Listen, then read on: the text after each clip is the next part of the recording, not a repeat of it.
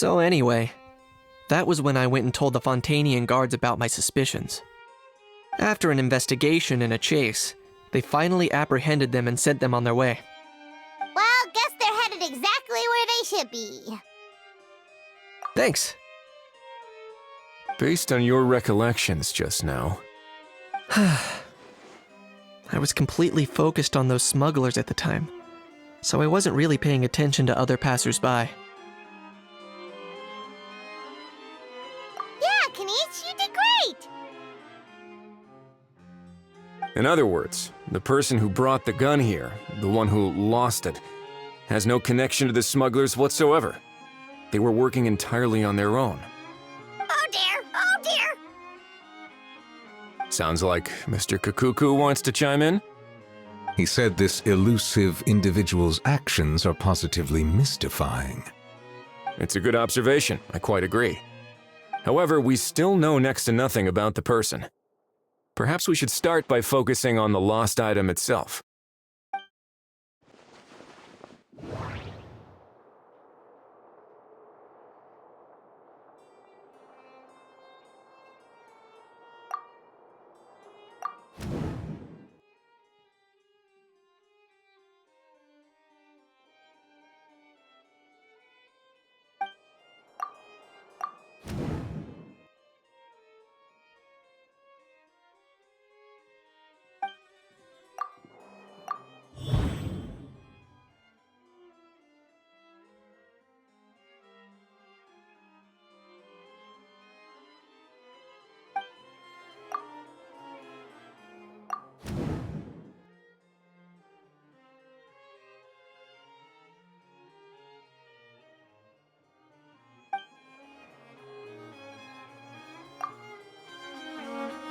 It certainly seems like it was the bait in some kind of trap. The only question is, why wasn't the bait made more conspicuous? Has something sprung to mind? I just remembered a film I watched this one time. Huh? Oh wow, no way, bro! Hold on, let me explain.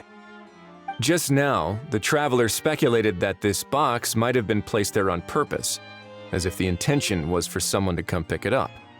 That got me thinking about those films about kidnapping cases. When they demand their ransom, the kidnappers tell the victim's family to leave money or valuables at a designated spot for someone to come pick up. That doesn't merely happen in films. There have been similar cases in real life. In fact, if anything, it's probably the real-life events that inspired the films. Sounds plausible. Ooh, wait. This raises the stakes to a whole new level.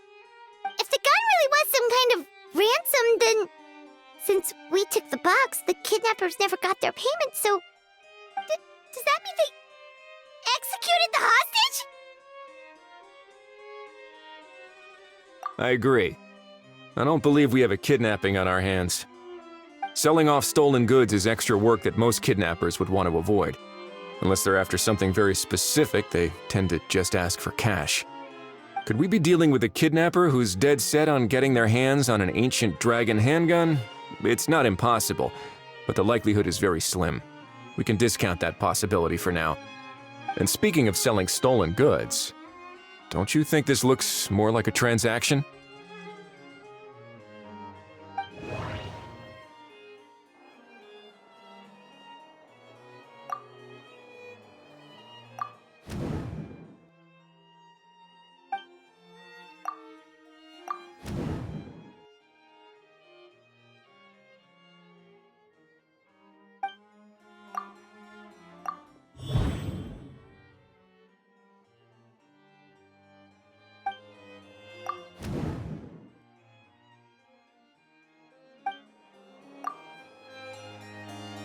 So, bottom line, this was an individual smuggler at work.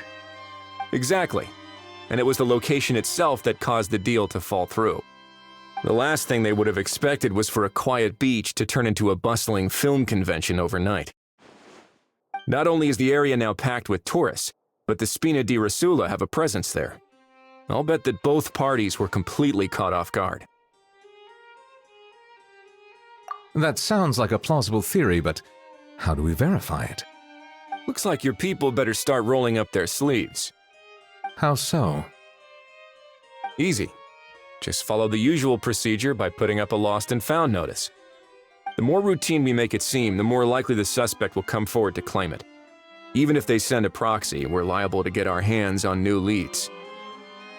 And timing-wise, it's about time we updated the bulletin board anyway. All we need now is a lucky gestionnaire to write up the notice for us post-haste. Ah, so that's what you meant by rolling up their sleeves. In that case, I may as well write it myself. Delegating this to someone else would require an additional explanation. Or are you just not used to asking others to work overtime? Is that really a major concern here? Well, looks like I won't be needed around here. At least until the notice has been posted. You could always wait here if you like. The Palais Mermonia serves a particularly fine cup of tea if that swings it for you. Thanks, but no thanks. I left a very noisy creature with a friend before heading out, so I should probably get back to feed it. Ah, I wasn't aware that you had a pet, Mr. Kanich. Speaking of pets...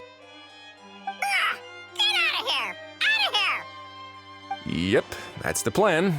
Outta here indeed. I believe that what Wriothesley is trying to say is, you are free to leave, Mr. Kukuku. Furthermore, it has been determined that Mr. Kukuku should not, in fact, be classified as a flying object. As such, he shall be free to move around Fontaine whenever he so pleases. You're the best, bro! Oh, that really is good news! Travelers, should we bring Kukuku back to Aoife and Auroron? I shall leave him in your capable hands. Indeed.